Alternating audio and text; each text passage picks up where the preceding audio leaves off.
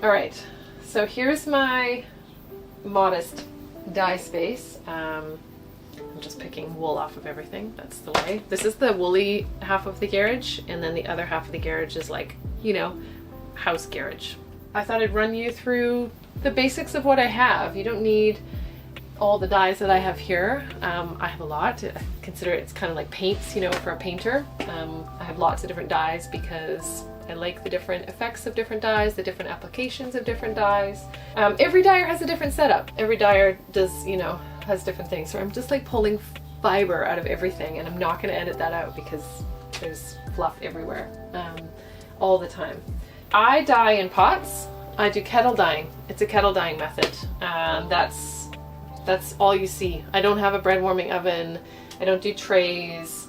I don't do hand painted fiber. Everything I do is in these 5 pots.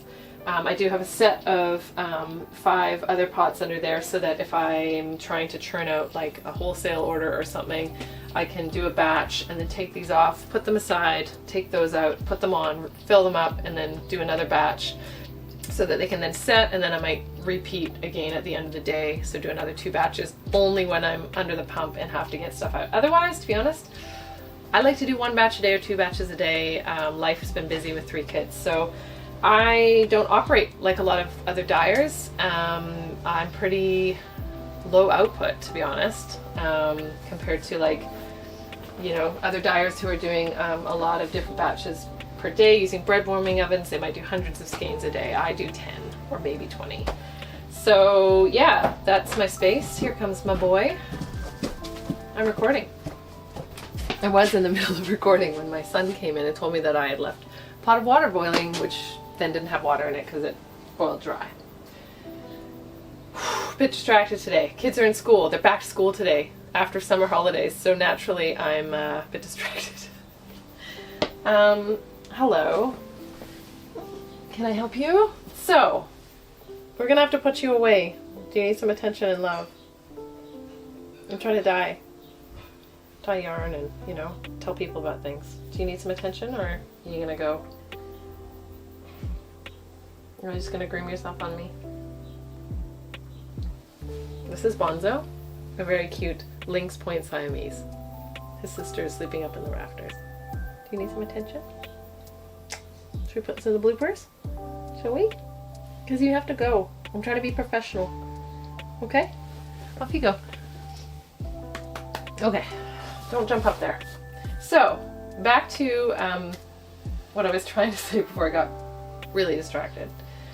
So I dye in 5 pots. It's small batch, very small batch, and I kettle dye. So that means I have water in the pots, I immerse my yarn in it, apply the dyes in different ways, which I will show you, yeah, rather than doing like trays where I might pour the dyes on and it's low immersion, or do like hand painting yarn, or other applications. So anyway, distracted by a cat. So this is the basics. I have these burners, which are induction burners. I used to use hobs, like just electric plug-in hobs. I way prefer the plug-in induction burners because of how fast I can heat things up and how quickly I can stop things from heating up. So I've got 5 of those. I have had 3 of these for 6 years, and that's a lot of yarn and fiber that they've dyed. The main issue is the other 2 died because the fans fill with fiber, and I don't clean them out nearly often enough, turn them over, vacuum them out, and so they eventually die. But otherwise they're inexpensive for a tool that I use, you know, like it's not like investing in a bread warming oven or something like that. So although I'd love to have one of those, it's not, I just don't have the intention of ever doing an output where I would need a bread warming oven. So my 5 pots it is. These were, you know, just their 18-liter stainless steel, ironized so that they can work on the induction burners. That's really important. If you're using induction burners, make sure you're using things that will induct the magnetism or whatever it is. So anyway, Pots. You need pots, you need a heat source, whether that's a gas flame or a hob, an induction burner, you need a heat source. Again, I like these. You need things like measuring cups, measuring spoons. I do have a little weighing scale that's micro like size, so it's smaller than a, I'll show you, it's right here. So it's a little tiny scale. All right, handy tools to have in the dye studio, in Union Fibre dye studio, because it's the way that I dye.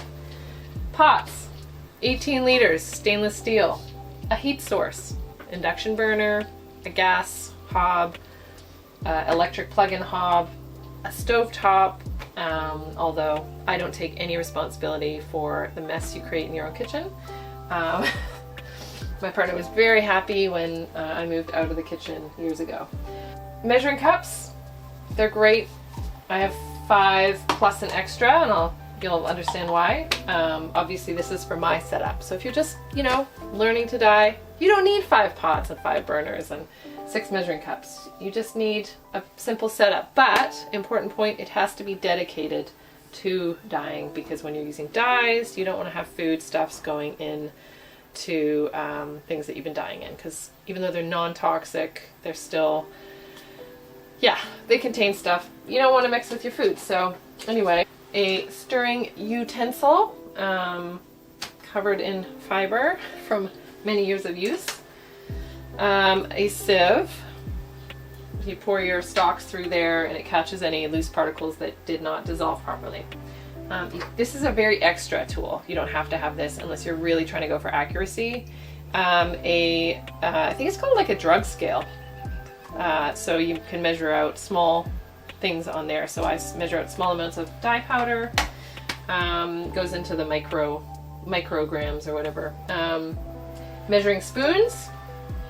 I've got, like tablespoon, teaspoon, half teaspoon, and then my very favorites are my cheese measuring spoons. So these measure out, they're very cute. It goes a tad, a dash, a pinch, a smidge, and a drop.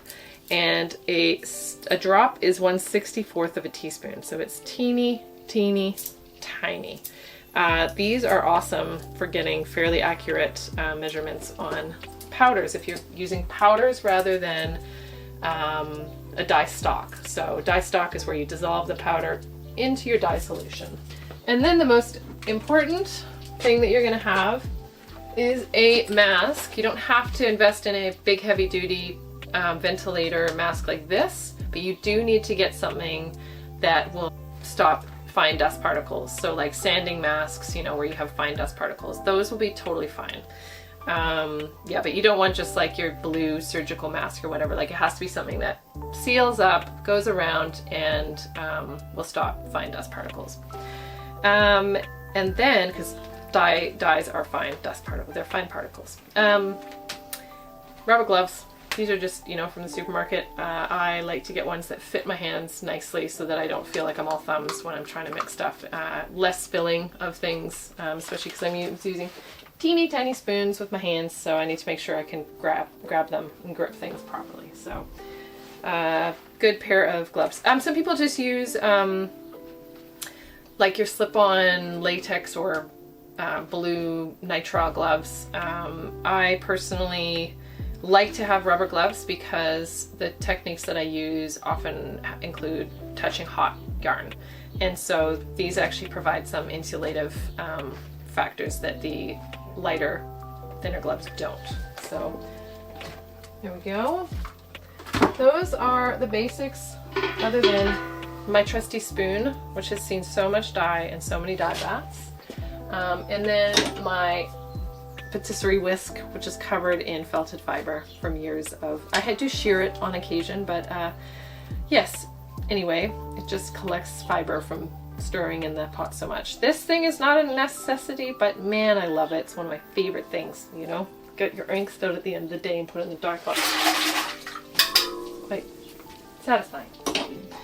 There you go.